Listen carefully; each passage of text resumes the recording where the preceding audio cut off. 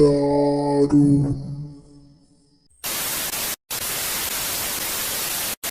Hello friends, সবাইকে আমার চ্যানেলে স্বাগত জানাই। আমার ডেসক্রিপশন আর থাম্বনেল দেখে আপনারা নিশ্চয়ই বুঝে গেছেন আমি কী টপিক নিয়ে কথা বলতে চলেছি। সো ফ্রেন্ডস, বেশি বকবক না করে মেইন টপিকে যাওয়া যাক। দেখুন, পরিবেশের তাপমাত্রা যে হারে বাড়ছে, একটু টক জাতীয় মুখরোচক কিছু না হলে ঠিক জমে না। তাই জন্য ভাবলাম একটা আমের আচার বানাই আর আপনাদের মধ্যে ওটা শেয়ার করি।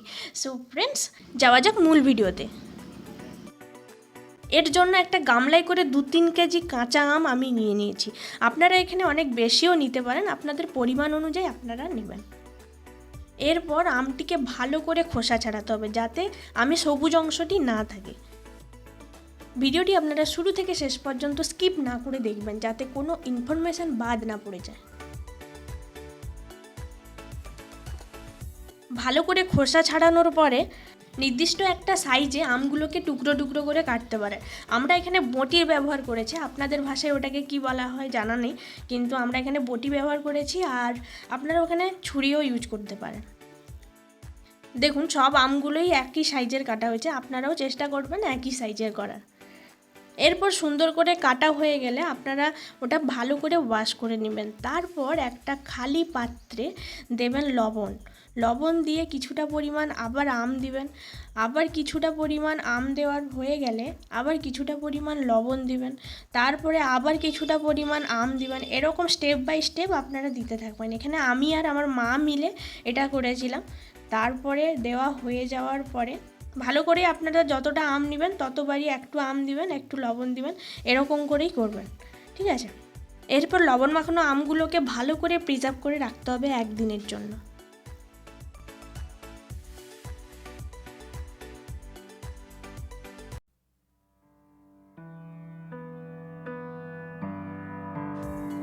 নেক্সট ডে এই লবণ মাখানো আমগুলোকে ভালো করে রোদে শুকনো করবেন। তারপরে বিকেলবেলা আমগুলোকে তুলে নিয়ে এসে যেই বালতি বা যেই গামলাতে ছিল ওতেই আবার রেখে দিবেন একদিনের জন্য। তারপরের দিন আবার রোদে শুকনো করবেন, তাতে যদি শুকনো না হয় আবার বালতিতে এনে ভরবেন এবং তারপরের দিন আবার রেখে দিয়ে আবার তারপরের দিন রোদে শুকনো করবেন, যাতে যদি ভালো করে শুকনো হয়ে যায়।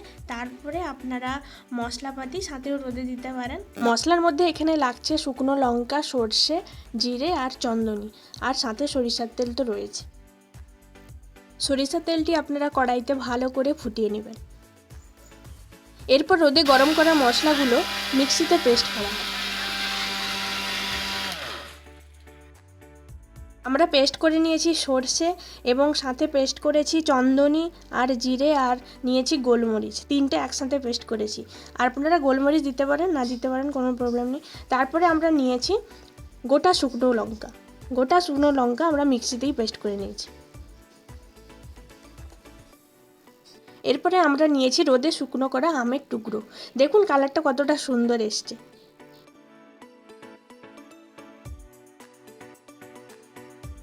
তারপরে এই আমে আমরা 1 চামচ মতো হলুদ গুঁড়ো মিক্সড করে নিই। আপনারা আপনাদের আমের পরিমাণের অনুযায়ী হলুদ গুঁড়োটা প্রয়োগ করবেন।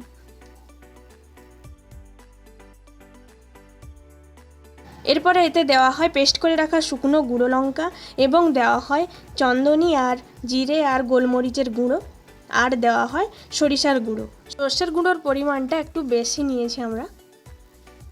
এরপরে আমরা নিয়ে নিই গরম করে রাখা সর্ষের তেল।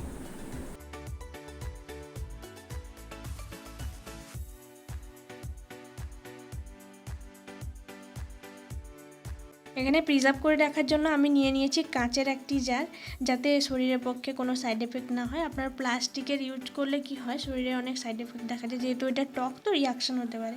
তারপরে আপনারা এই আমের আচারটিকে ভালো করে মাখানোর পরে ওই জারে রেখে দেবেন।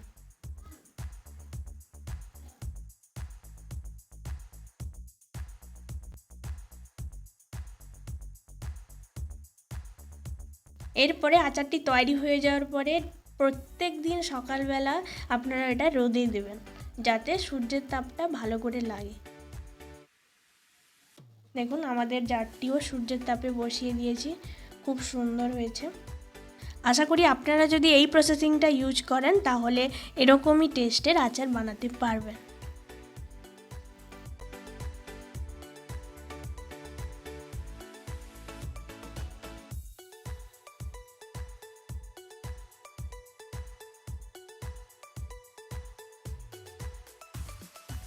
আচারটা দেখুন কতটা সুন্দর কালার এসছে। আপনাদের যদি এই ভিডিওটি ভালো লেগে থাকে তাহলে লাইক শেয়ার সাবস্ক্রাইব করতে একদম ভুলবেন না এবং পাশে থাকা বেল আইকনটি ক্লিক করে দেবেন যাতে আপনাদের পরবর্তী ভিডিওতে কোনো প্রবলেম না হয়। So friends, thank you so much.